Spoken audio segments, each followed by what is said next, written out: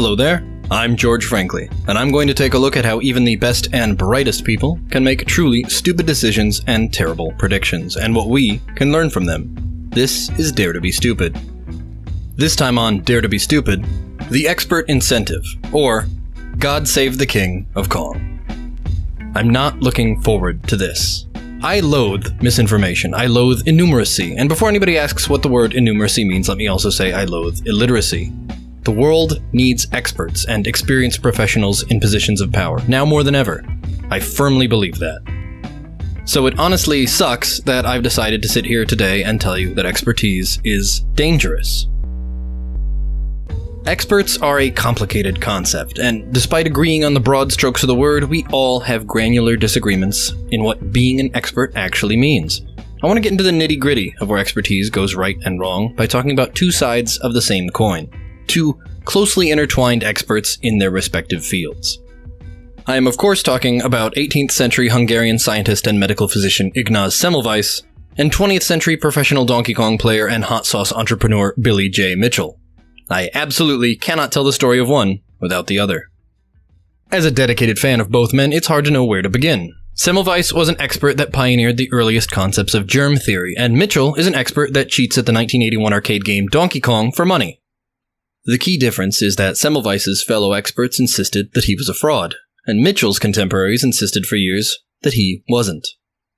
Ignaz Semmelweis studied law, science, and medicine at the University of Vienna and made his mark on history working at the obstetrics clinic in Vienna General Hospital. There, he was frustrated by the high rates of maternal mortality in the clinic. The death of mothers by post-childbirth fever was uncomfortably common, and he wanted answers. Infection and germ theory were not yet understood concepts, so all he had was deductive reasoning and experimental design. Those things that your middle school teachers called the scientific method. The immediate observation that spurred him forward was the most confusing one. The mortality rate for new mothers was as high as 15% in the practicing doctor's ward.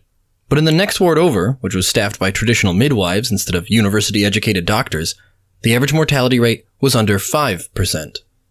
The rate of contracting fatal childbed fever was 3 times higher in the clinic run by the elite doctors than in the clinic run by the supposedly unprofessional midwives. He was certain that if he could isolate the cause of the lower rates, he could adapt it to the other clinic and save lives. I'll give you a hint, he was right, but we'll get to that. Billy Mitchell is an icon. An icon of what varies from person to person, but he is nonetheless iconic. For over 25 years, he has rarely been seen without a sharp suit, a loud American flag necktie, and a magnificently coiffed flowing mane of hair.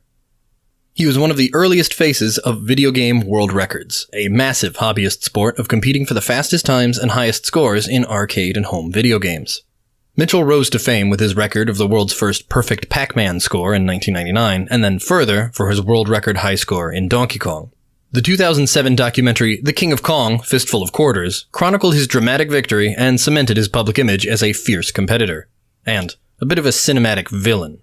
His personal ties to the company that officiated and validated the scores allowed him to skirt a lot of the scrutiny that other competitors faced. Whereas most world records had to be achieved in a public exhibition on inspected hardware, Mitchell was able to turn in a fuzzy VHS tape of his record Donkey Kong run from home and had it accepted on the spot.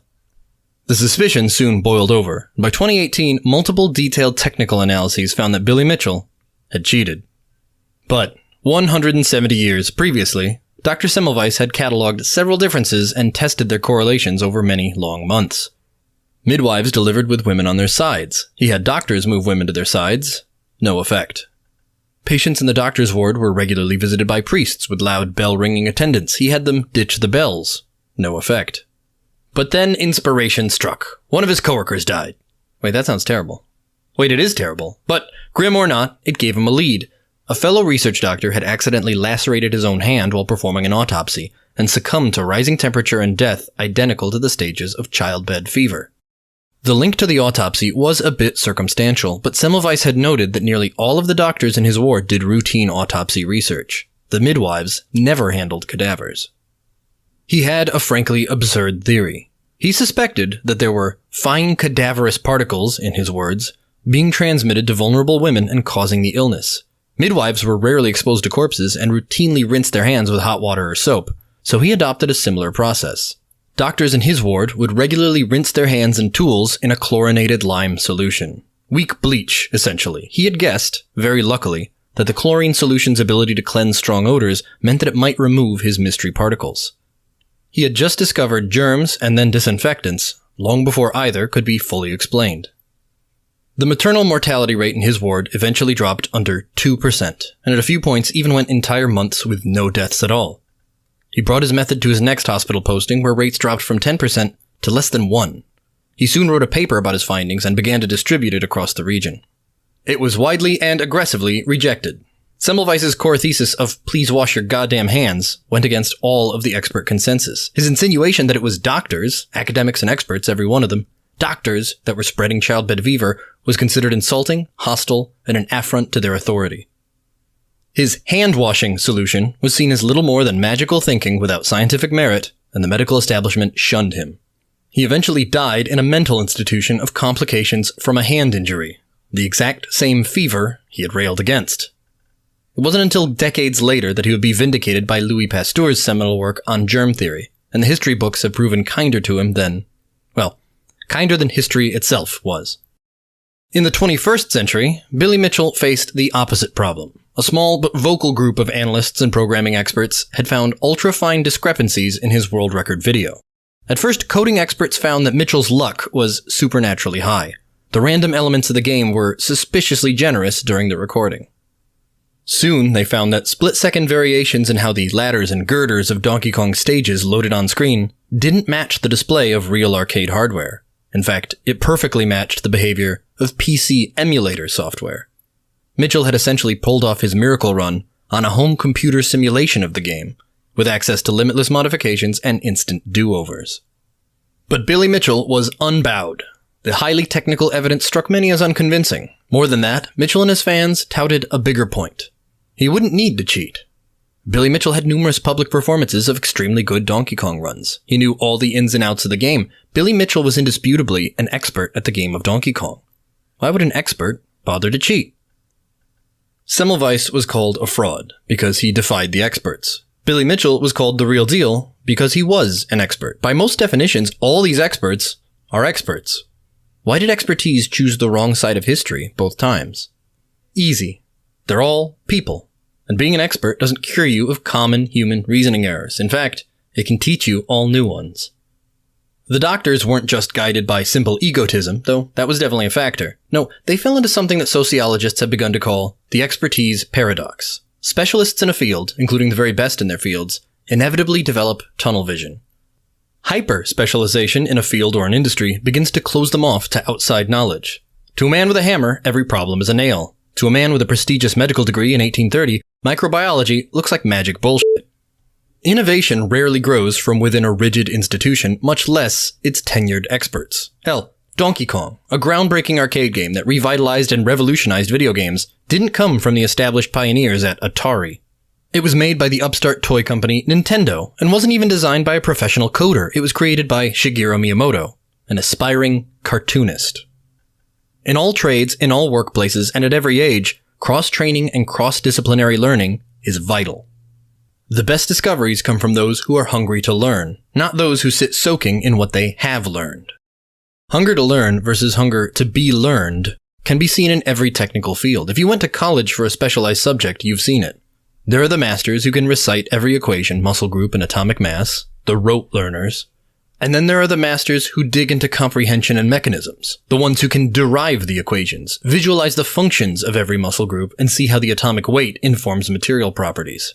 Expert decision-making can easily degenerate into fast-thinking repetition from muscle memory. The chess master Herbert Simon criticized the glorification of expert intuition when he said, quote, "The situation has provided a cue. This cue has given the expert access to information stored in memory, and the information provides the answer. Intuition is nothing more and nothing less than recognition." End quote. Semmelweis wanted more than memorizing and reciting answers. He wanted to understand. He experimented and extrapolated, and he went wherever it took him. At the end of the day, he was a scientist first and a doctor second. And many of his colleagues were barely doctors at all. So what of Billy Mitchell's grand defense? Why would an expert cheat? Because experts are the most effective cheaters. In any competitive arena, the most successful cheats and cons are inevitably done by the ones that best know the craft. Gaming speedrunner and historian Karl Jobst put it best. Quote, "You might think that having the talent to achieve a world record would make someone less susceptible to cheating, but it often works against them. They feel like they deserve the world record, and when the game they play doesn't give them the luck they need, they become increasingly frustrated. On top of this, having talent and deep knowledge of a game makes you a better cheater. You know what tools to use and how to hide your edits. You understand what does or doesn't make sense, what is or isn't possible, and what's believable. When top players cheat, it's almost always detected by other top players looking much deeper than a normal spectator might. The fact that better players make better cheaters means that arguments such as, 'he's such a good player, he has no reason to cheat,' are fundamentally flawed." End quote. The incentive to prove and protect your expertise can undermine it in an instant. Billy Mitchell was routinely within spitting distance of the world record, so he employed his expertise to just take it. The fact that he could have, theoretically, done it for real was all the justification he needed. Semmelweis's peers worked too hard to get where they were to let an upstart with wild ideas make them feel inferior. They were doctors. To think they were making people ill was an insult to their entire identities. Experts are hugely important, vital even to all of society. But their self-perception and public perception can lead them down dangerous paths. Experts are not inherently geniuses, and like any human being, they are not perfect or infallible. The best experts are constantly looking to expand their understanding, and the worst are constantly trying to prove their worth. Both kinds will make mistakes, but only the former will admit to them and learn from them. Every human being has a range of their own expertise and must govern themselves similarly. Respect the limits of your own knowledge, be grateful to those who can fill in the gaps, and don't put anyone on a pedestal, especially yourself. Thanks for listening. As usual, I'd like to remind you that all of my illustrious job titles come with the prefix armchair. If you're an expert and you're hearing me get it wrong, I'd like to hear from you. You've been listening to Speaking of Bitcoin. Today's episode was written, produced, and performed by George Franklin, with additional production support from myself, Adam B. Levine. Do you have any thoughts or feedback on today's show? Go ahead and send me an email at adam@speakingofbitcoin.show, and I'll make sure George gets it. Today's episode featured music by Jared Rubens, and if you enjoyed the show, go ahead and leave us a review on your favorite podcast player. And until next time, thanks for listening.